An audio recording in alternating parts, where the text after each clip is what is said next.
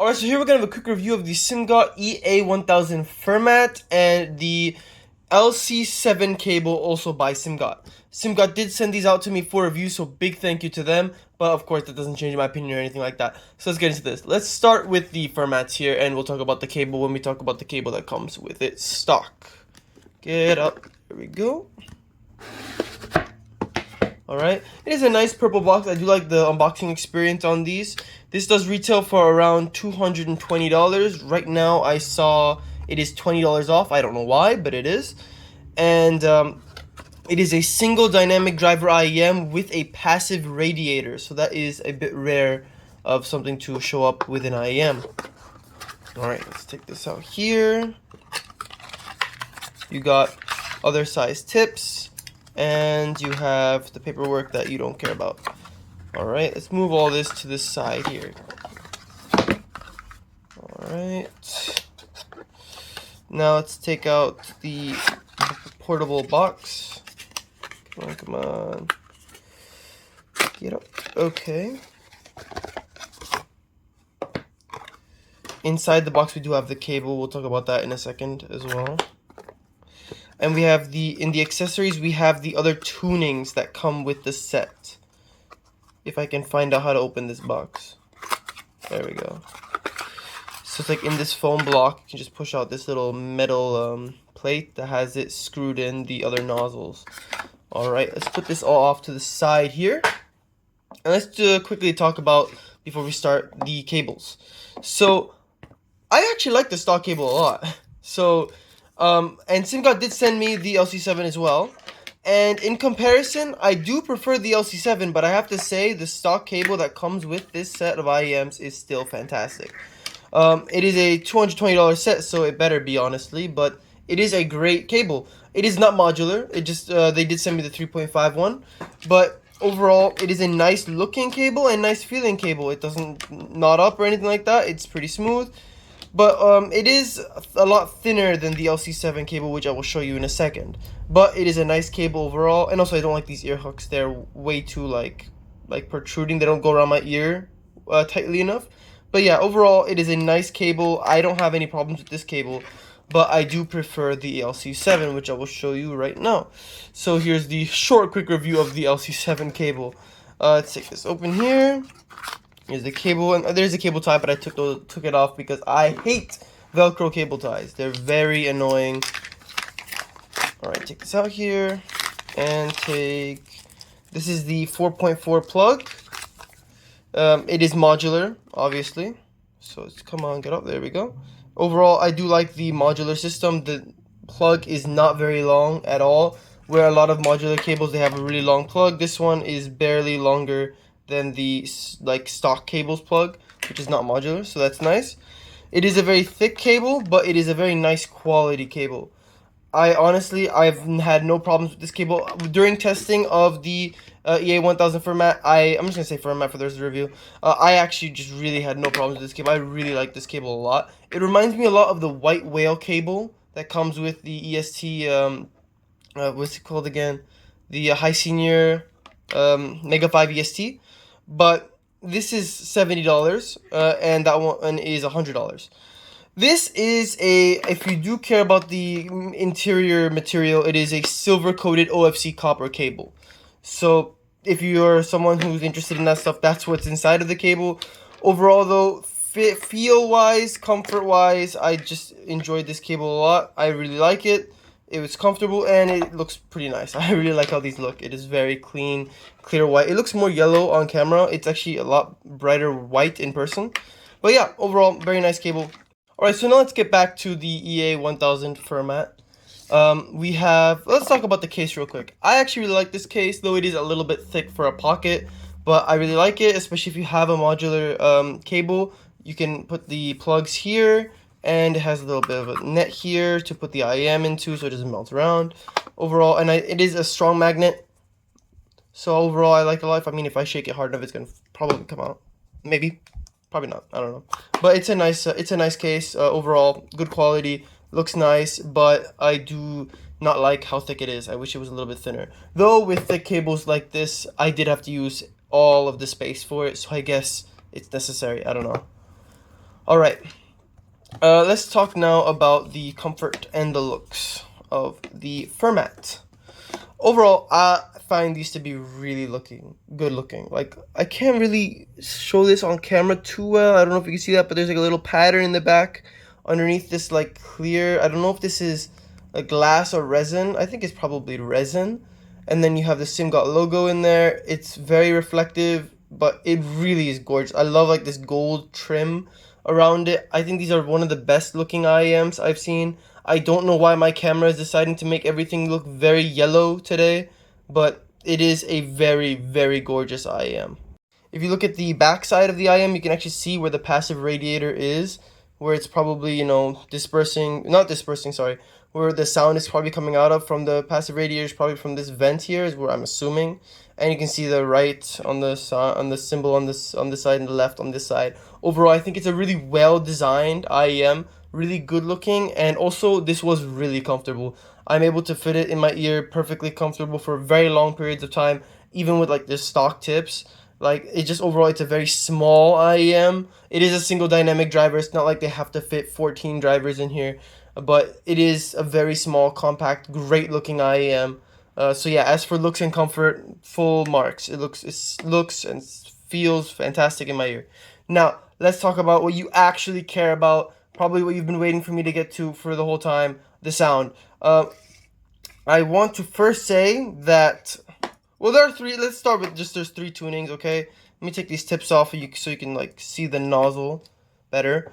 All right. So there are three tunings. First, the tuning that I have on here is the silver nozzle with the black ring, and then there is a silver nozzle with the red ring, and a golden nozzle. Now, first of all, I'm just gonna disqualify the red nozzle on the grounds of sucking.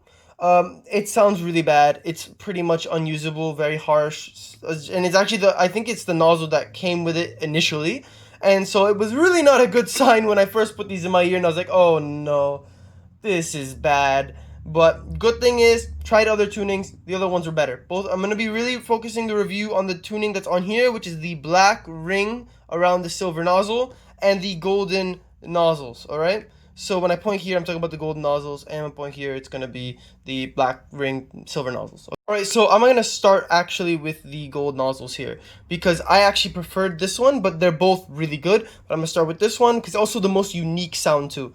The gold nozzle has a bit of, no, I wouldn't say, it's a very flat signature, and in the sense where actually the bass has almost no pronunciation at all over the rest of the track. Even when I say something is neutral for other IEMs, there's still a little bit of bass, like boost, like in comparison to the rest of the frequency. That's how almost every IEM I've heard sounds like. Like, it's pretty much the standard. Like, there's always just, you know, a bump in the bass. And even on the box of, like, the Simgot box, all of them have, you know, that bump in the bass. But I don't care about graphs. What this sounds like to me, though, is the bass is pretty neutral sounding. It doesn't sound like it has any emphasis at all, but not in a bad way. In more of like it sounds like almost like a monitoring IEM, but it's still enjoyable. And that's mainly because of the quality of the bass. I actually, with these gold nozzles, you can really tell there is a passive radiator on this set of IEMs, because it's a very well textured IEM with really good decay and overall just great quality, really good impact too. But mainly the most impressive thing was the detail, the decay, and the texture on this bass. It is really, really impressive what they've accomplished here at $220. Honestly, I was shocked by the quality of this, to the point where I went to my more expensive IEMs, things like the Phantom, SR8, and, you know, all that. I looked at them, and the only bass that I can, like, comparably say sounded as good as these was the Phantom and the SR8, which both sounded better, obviously, than this, but those are both over $700, while this is $200. And this gets really close in quality to those IEMs. But this is better than a lot of other IEMs that I've heard that are much more expensive. So that's very impressive to start with. Overall, amazing bass. Now also, the mid-range, now the timbre is smooth and very, very natural sounding. It doesn't sound artificial in any way. There's no metallic timbre. It is a very smooth mid-range, also not emphasized. Very flat sound on all frequencies. If anything is emphasized, maybe a little bit in the mid-range, but mostly sounding just flat. Treble was also, and maybe even a sound, it didn't sound rolled off, but it just also didn't have any emphasis either. It is really just a flat tuning, but it's really enjoyable because you have a very natural mid-range, you have a well-detailed but not sibilant treble, and then you have a very well-textured but not pronounced bass. Personally, I'm not a big fan of neutral tunings. I would have preferred more emphasis in the bass, more emphasis in the mid-range, and all that. But it's just still, a lot of people do like a flat tuning, or they want to use it for monitoring. And in those situations, I think this is a great purchase with, and also a great choice in terms of tuning, to use the gold nozzles. But if you don't want that flat tuning, that's where these nozzles come in, the silver with the black ring. Now, you may be wondering, well, you said that the gold one is the one you like more. Well, that's true because I really like the quality of everything on the gold nozzles. And I think that when you switched to these silver nozzles with the black ring, it's more towards the tuning I'd like, but the quality goes down a little bit. For example, let's start with the bass here. The bass on the gold nozzles has a lot more texture, a lot better impact, and a lot better decay than with the silver nozzles. You still have a great bass with these black ringed nozzles, but it's not at the level that you got with the golden nozzles. Overall, it was still a good quality bass, and it was more emphasized than the gold nozzles, but it's not as good quality as you get over here. Here on the black ring nozzles, you're not really getting the same really impressive bass that you get with these. Now let's go to the mid-range. Another problem now is that it loses a little bit of that natural timbre that you get with the golden nozzles. It is really good mid-range, really good mid-range, and it is have a little bit of like energy into it. It adds more energy than the gold nozzles. The gold nozzles sound a lot more flat, a lot more calm, but here you do get more emphasis, more energy, but it is less natural sounding, and it has a little bit more metallic-y timbre than the gold ones do. Overall, I forgot to mention, this set is a bright leaning set, not warm. Anyway, treble-wise. Treble also now worse on these nozzles. It is a little bit less controlled than it is on the gold nozzle. I think the gold nozzle has better detail in the treble, and also better timbre in the treble, while these have a little bit less controlled treble, and overall a little bit more metallic sounding. Is it bad treble? No. It is still a good treble at this price point. Not class leading at this price. We'll talk about that. But it is not bad treble. Mid-range though, bass are better than the treble on here. Overall, everything is great on these. Bass is the best on these. Which one do I prefer? The gold nozzles. The gold nozzles just sound better. It's more impressive of a set with the gold nozzles.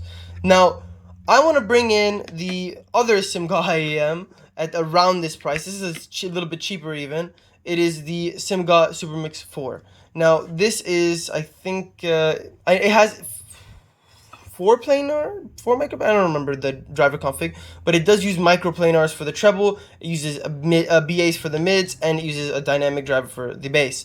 And this does things very different than these. But if you're looking for something with more energy, more colored sound, instead of getting these for the silver nozzles, I would get this.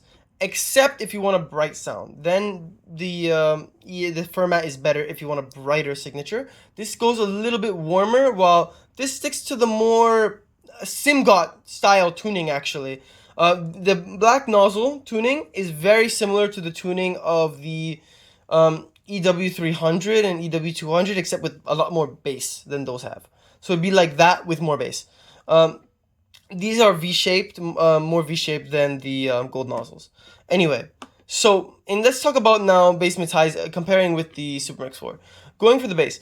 The bass on the Fermat overall with both nozzles is better quality than the Supermix 4. It has more texture, has a little better impact, and more detail. Especially with these gold nozzles, you are getting a lot better bass with the gold nozzles than you're getting on the Supermix 4. going to the mid-range, you get a very similar quality of mid-range, but you're getting a warmer mid-range on the Supermix 4. A bit more natural sounding actually than these. While this is a much brighter sounding mid-range, more neutral on the gold nozzles, but overall I prefer the mid-range on the Supermix 4. But it's very close. Both mid-range are excellent. Now treble. Treble's where the Supermix 4 absolutely annihilates the Fermat. It is a lot more detailed in the Supermix 4. It is a lot more controlled than both of these, especially than the black ring nozzles. But it is also more controlled than the gold nozzles. Overall, the treble is just not a comparison. But in this case, this is a much warmer overall tuning than these. You have more bass on the Supermix 4 than you have on either of these nozzles, but a lot more obviously than the gold. You have more energy in the vocals on the Supermix 4, and you have a much more like clear and much more natural sounding treble on the Supermix 4. As for imaging and soundstage, this set really does have a very good imaging and really good soundstage. So, mainly actually with the gold nozzles though over the black ring nozzles. The gold nozzles have a really wide stage, some of the widest that I've heard in this price range. If your head's here, it's like probably around like here. It's very wide and very immersive with great imaging. Really pinpoint accuracy. With the gold, with the black ring nozzles, you don't get quite as good staging or imaging. Actually, you lose out on both. Let's say your stage is like here with the gold nozzles, you'll go like down to here with the black ring nozzles. It's around the same as actually you get with the Supermix 4.